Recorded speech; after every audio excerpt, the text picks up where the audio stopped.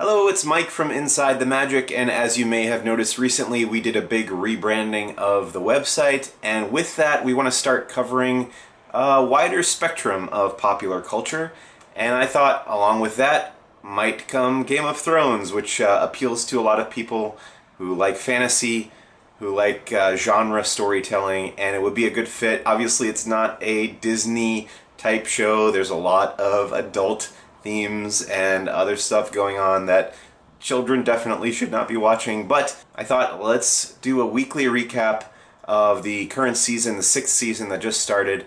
I just saw the first episode. It was really good. Not a lot happened. We were mostly just checking in with the individual characters and where we kind of left them off at the end of last season. The episode opened with Jon Snow dead in the snow. The shot kind of lingers on his face and you almost kind of expect him to wake up right there. But Jon Snow, rest assured, is dead for the time being. He doesn't come back to life, at least in this episode.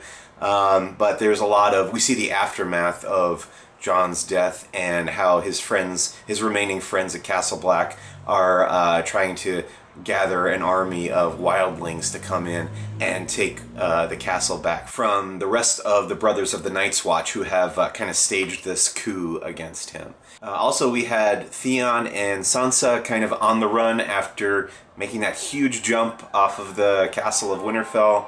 Who knows how they survived that fall, but apparently they did. And they're on the run and they've got the dogs chasing them. And then they are found by the Bolton's men. And of course, out of nowhere comes Brienne and Podrick to save the day. Brienne, of course, puts a lot of swords in a lot of people's chests, and we got to see finally the reunion, the team up of Brienne and Sansa. Now we're going to see where that goes. And we've got Theon back. Theon's kind of back to being a good guy. He actually saves Podrick from certain death at the hands of one of those men. There was almost kind of a sad moment with Cersei finding out that her daughter was killed by these sand snakes in Dorne, and now Cersei and Jaime are kind of teaming up again, and they're probably going to exact some kind of revenge against the Dornish people. And there was that big uprising in Dorne. So now the Sand Snakes are taking control of Dorne. And you've got Tyrion and Varys. They're running Meereen. They're trying to figure out how to stop the city from uprising against them. And Daenerys is in captivity with another horde of Dothraki. I have to say though, Daenerys is one of the few characters whose story I've found to be a little bit repetitive. So I was bummed to see that they burned those ships, of course, because that's the big story point that everyone's waiting for Daenerys to finally cross the sea and get to Westeros.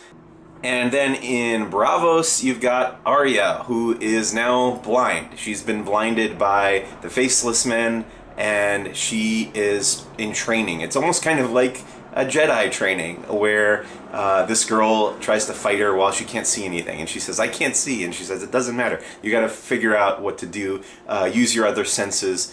And then the final scene of the episode, of course, kind of brings in the title of the episode, which was The Red Woman, and we see Melisandre back at Castle Black, and she's lost faith in herself. You know, Stannis lost that big battle, even after they had sacrificed his daughter, and she's down about it, and she takes off that amulet and reveals her true form. She's this very old woman. It's almost kind of like The Shining, where this young beautiful woman is revealed to be this kind of old hag witch.